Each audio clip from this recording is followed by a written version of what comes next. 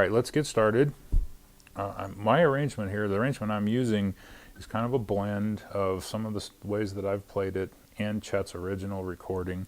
I encourage you to reference that if you can find it, and it can be found online. And if you don't know where to do that, I'm going to be putting up, at least in my forum and possibly in an article, some reference materials for you to how to find original Chet Atkins material, because it can all be found online. It's pretty cool. All right, here we go. The introduction. We're in the key of G here, open, and we just open up with a non-rhythmic open D chord. All right, so to make that time out, we got 1, 2, 3, 4, and then play those two together. You can see that in the tab. And then we start in with a good old-fashioned walking bass line.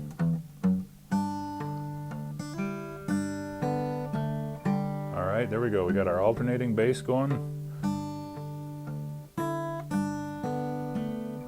And you can play it that straight. And if you're new to alternating thumb and melody, you might want to do it that straight for a while, just to get familiar with the melody of the song and get your right hand coordinated. So it's 1, 2.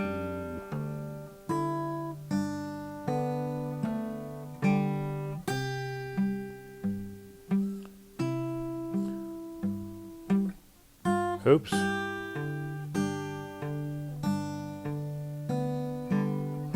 Now, I'm not going to walk you through every note all the way since you have the tab. I'm going to be looking for spots where you'll encounter some things that you may not have seen before.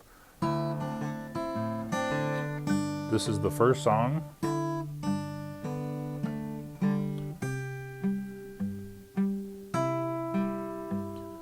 Masses in the cold, cold ground. All right, so that's the A part, if you will, the verse of the first song. Now, let's just talk a little bit about simple version, one note at a time. Thumb is 1, 1, 2, 3, 4. Quarter note beats. 1, 2, 3, 4. 2, 3, 4. All right, you get familiar with that. Then we can add a little bit more by taking these two fingers and pairing them up, and this works almost all the way through the song. Whatever string the melody note is on, play the melody with your middle finger, and then pair the string up above it with your first string and play it at the same time, and it almost always works out as a harmony and a little bit fuller chord sounding. Listen to this.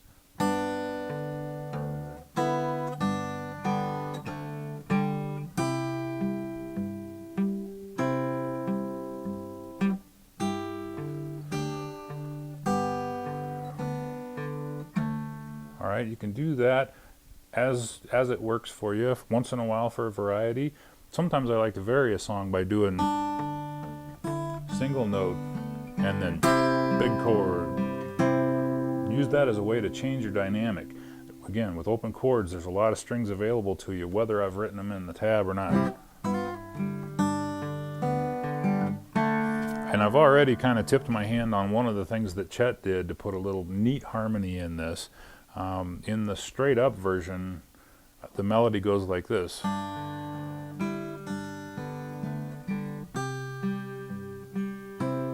then back to here.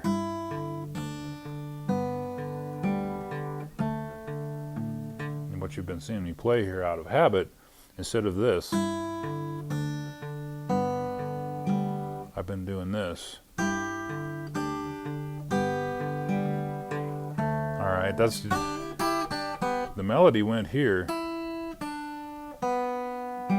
instead of here. And then I held this guy down with a pinky. Alright, that's really pretty if you can get that done. If not, stick with the simple version.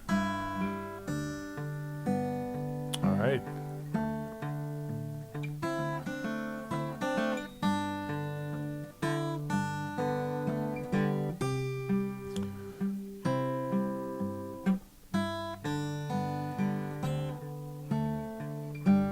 then we go to a little bit of what I would call the chorus for that song. And this starts on the C chord.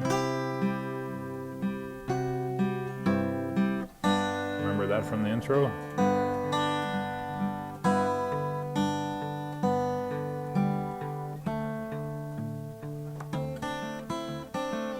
Now it gets repetitive again. So the difference between the verse and the chorus is the chorus part starts on the 4 chord, the C chord.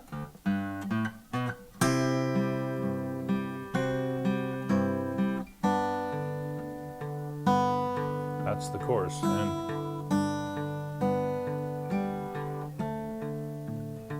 And the chorus finishes repeating the verse.